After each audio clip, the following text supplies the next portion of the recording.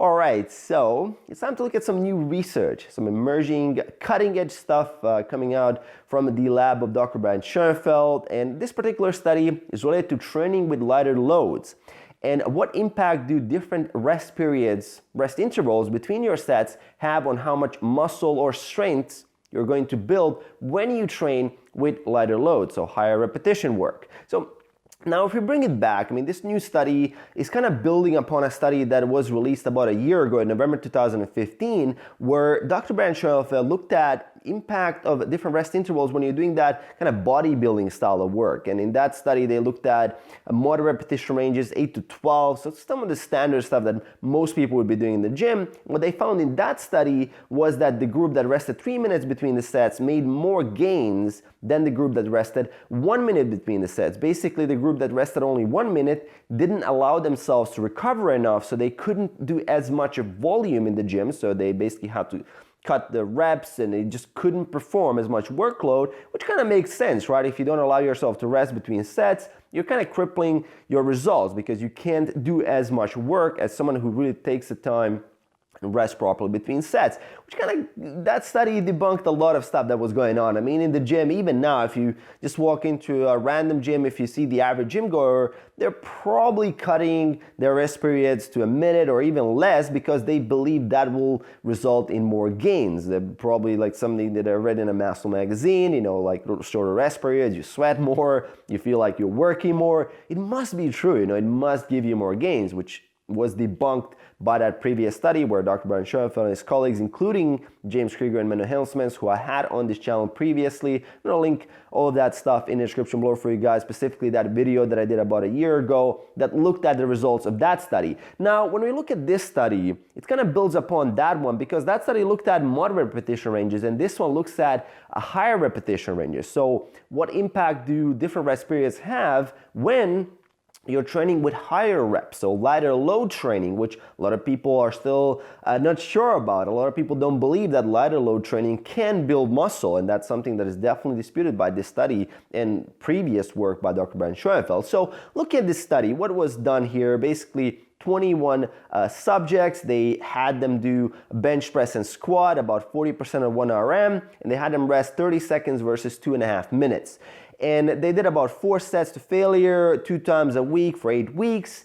And the results were quite interesting because the group actually had very similar muscle gains when it comes to their upper body. And the lower body suffered because we hypothesized, and it kind of makes logical sense, that they couldn't have recovered from their work with only 30-second rest. So they really had to cut that volume. And the exercise that they were doing was the bench press and the squat. And you can kind of imagine, the bench press is a lot easier to recover from if you're doing shorter rest intervals with higher repetitions than a squat. For you guys that ever try to do 25 repetition squats, definitely, it's very taxing. You gotta have that bucket nearby if you're really pushing yourself. And in this study, they went to failure. If you go to failure on a 25 rep squat, that's definitely taxing. So I can imagine how they felt in the study. And it is a really interesting practical implication from the study is that basically when you're doing upper body work, and is specifically, let's say you're doing single joint movements, or let's say you're doing isolation work for your arms, or let's say your delts and things like that, you could cut the rest periods if necessary, and you wouldn't negatively impact your results in the gym that much. So let's say you're pressed with time, so that's my biggest takeaway from the study. So if you are actually pressed with time, and if you're just looking to knock out a couple of lighter load sets for your upper body, so let's say your tricep, your bicep, your delts and things like that, you can cut the rest period short and you wouldn't sacrifice that many gains, right? But when we're talking about lower body and when we're talking about compound movements, it's probably not a good idea to do that, right? But let's say we could hypothesize again, if the subjects were doing a leg extension, they probably wouldn't have accumulating that much fatigue between the sets, so they could have tolerated that shorter rest period. So, the practical takeaway is really that if you're pressed with time, there's nothing wrong with cutting the rest periods first before you eliminate sets. And that's kind of how I would, let's say if I could order in priority of how you could cut your workout and kind of how I do it, if I'm running short on time, is that the rest period is the first thing that I cut. So I would, let's say, have those 2 to 3 minutes for those big compound lifts, which are usually done in the beginning of the workout, but then later in the workout, if I am, let's say, pressed with time, if I'm urgent, if I'm on a schedule, I might just cut the rest period as short as possible, 30 seconds, just go through all the sets. And then afterwards, if I can't even do that, I might cut some sets. And then eventually, if that doesn't work, I might cut some exercise as well. I'm just gonna eliminate a whole exercise from that day because I just didn't have time for it. But it's kind of that priority. So first cut the rest period, then cut the sets, then cut a complete exercise out, which is kind of the last resort if you really don't have the time.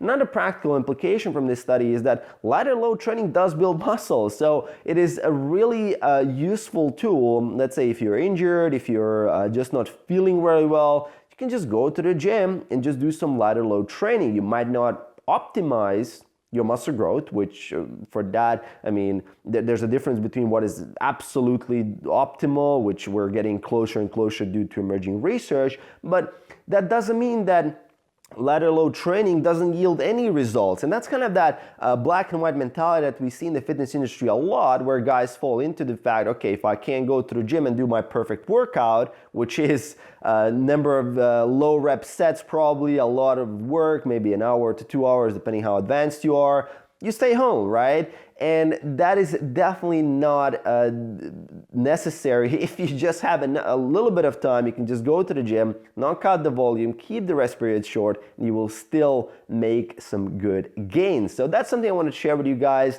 All the research will be linked in the description below for you guys that want to nerd out, that want to look deeper into this.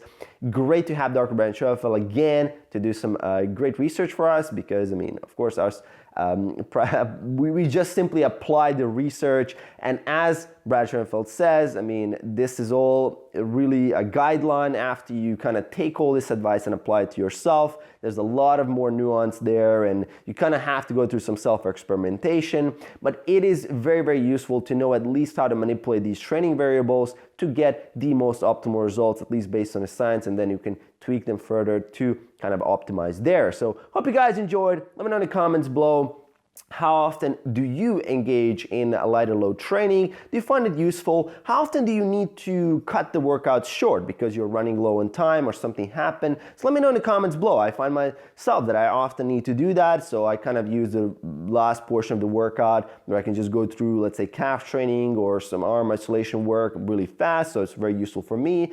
Let me know in the comments below. As I said, make sure that subscribe button, hit that like button below to support the channel, and I'll see you guys in the next video. Peace.